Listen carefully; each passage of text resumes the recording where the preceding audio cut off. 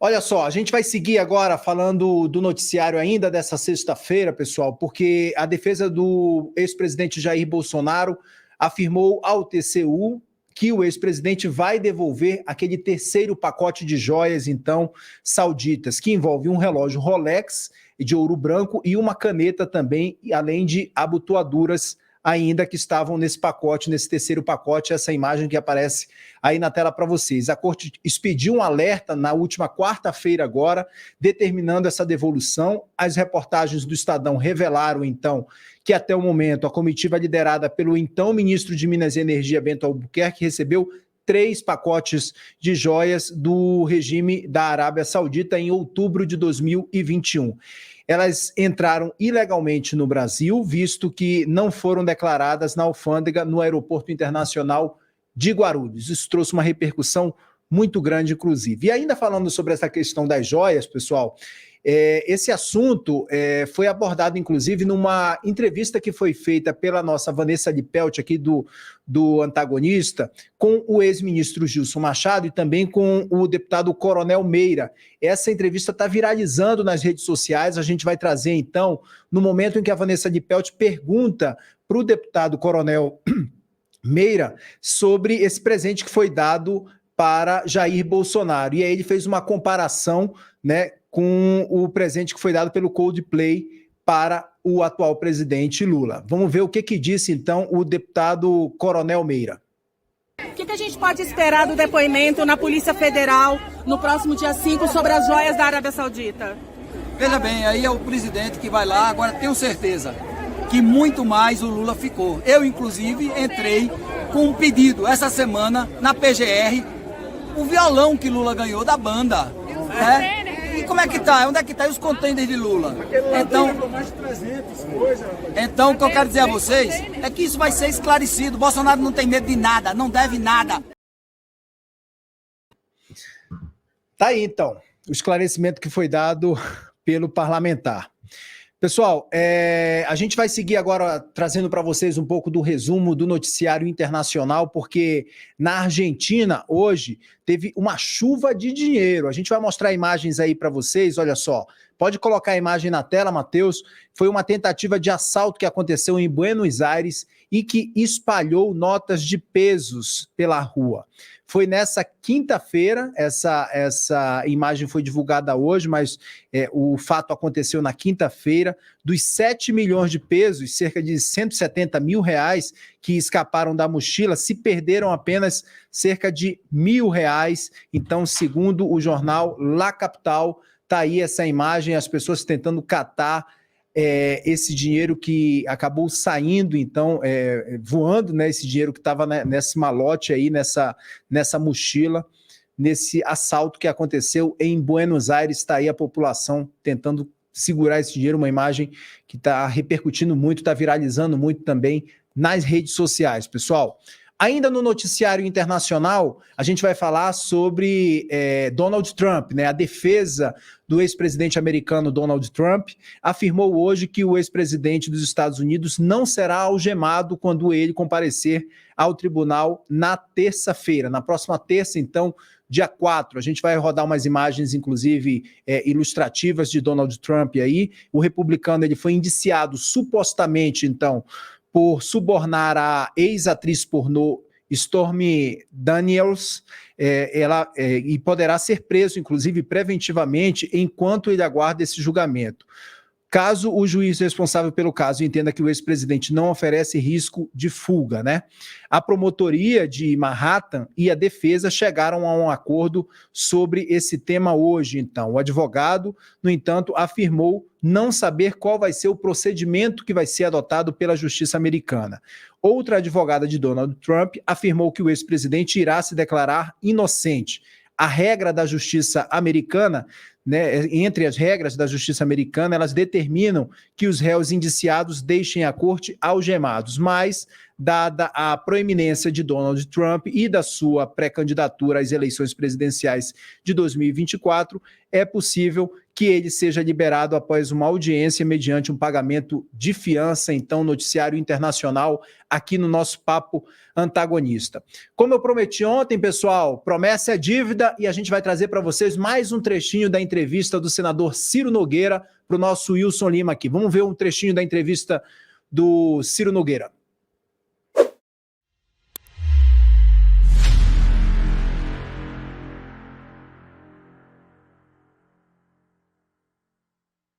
Senador, Bolsonaro já fala de 26 ou não? Não. Eu tenho minha dúvida se o presidente vai disputar em 26. Certo? Ele saiu foi muito penalizado, a forma como ele foi atacado nessa eleição. Não houve muito, no meu ponto de vista, uma imprensa no país isenta nessa eleição. A imprensa influiu muito no resultado, só olhava o lado negativo de um lado e o lado positivo do outro. Isso foi determinante para uma vitória tão apertada de 2 pontos. São 2 milhões de votos a diferença então, ali no final. Nós não tivemos uma disputa isenta, principalmente da grande mídia, que acaba influenciando muito o resultado eleitoral. Então isso magoou muito o presidente. Eu que convivi ali na reta final, depois dele perder a eleição, ele ficou muito triste, né?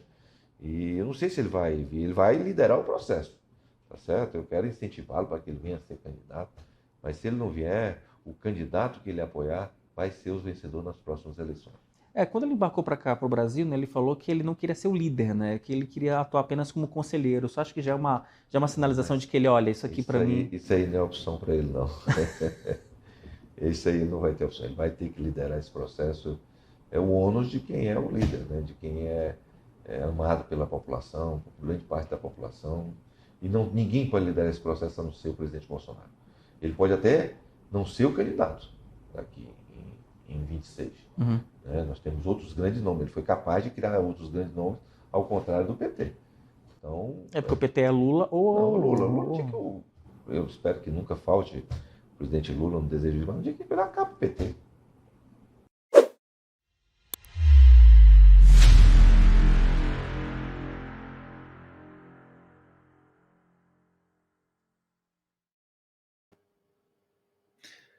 Já que a gente está falando da revista Cruzoé, da entrevista da revista Cruzoé que foi feita pelo Wilson Lima, então, para o senador Ciro Nogueira, a gente já virou, inclusive, aqui, olha só, nossa espuma, para trazer para vocês a capa da revista dessa semana. Vamos piscar aí para o pessoal de casa, pessoal, a capa da revista Cruzoé dessa semana, que mostra que em recepção morna no retorno ao Brasil, Jair Bolsonaro enfrenta desafios na justiça e terá de provar que é capaz de liderar a oposição. Está aí a capa da revista dessa semana. O Wilson Lima chega junto aqui para fazer um arrazoado bem objetivo sobre essa capa agora.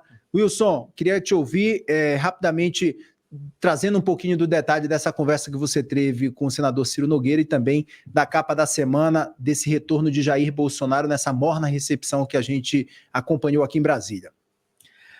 Então, Kenzo, aí para você que nos acompanha, para você assinante da Cruzoé, essa capa ela é interessante porque ela faz a seguinte pergunta, e a pergunta que muita gente se faz. E daí? Né? O que vai acontecer? Né? Qual vai ser o futuro político do Jair Bolsonaro? Ele vai ter condição de ser o líder dessa oposição anti-Lula, como o Ciro Nogueira diz que ele terá? Então, essa capa, a gente fala um pouco desse processo, e a Vanessa Lippelt, ela trouxe alguns detalhes muito, mas muito legais sobre como foi a viagem do Jair Bolsonaro, né? Como é que foi o voo dos Estados Unidos para o Brasil, né? Com quem ele conversou, como é que foi a recepção, houve barulho no voo, não houve, enfim. Eu não vou dar spoiler aqui, porque se você quiser, por favor, né? Assine a Cruzoé, assine o Antagonista, leia, a matéria está muito legal, está muito bacana. Ela tem alguns detalhes bem vivos sobre esse retorno do ex-presidente Jair Bolsonaro. E sobre a entrevista do Ciro Nogueira, ela é interessante, Kenzo, porque ela mostra alguns cenários bem curiosos. Em política, a gente tem que analisar as coisas para além dos discursos, né? Para além daquilo que se fala. A frase do Ciro é quando ele fala, olha, não sei se Jair Bolsonaro vai ser candidato em 2026, ela é importante por quê? Porque sai da boca de um cara chamado Ciro Nogueira, que foi ex-ministro de Bolsonaro, foi coordenador da campanha do ex-presidente da República, conhece Jair Bolsonaro como ninguém, né? E também já dá um tempero do que pode ser um plano B.